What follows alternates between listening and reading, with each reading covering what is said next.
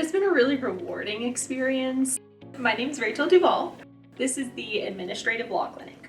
This clinic was really neat in that it was a very collaborative clinic. We worked together every week. We were able to bounce ideas off of one another.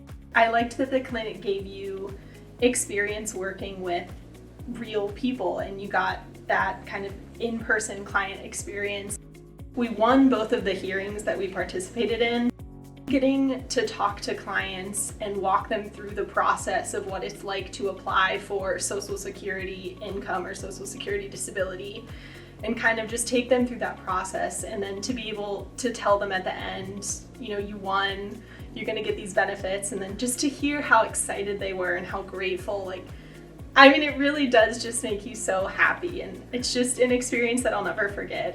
To know that us as a clinic were able to get real people real benefits that they need.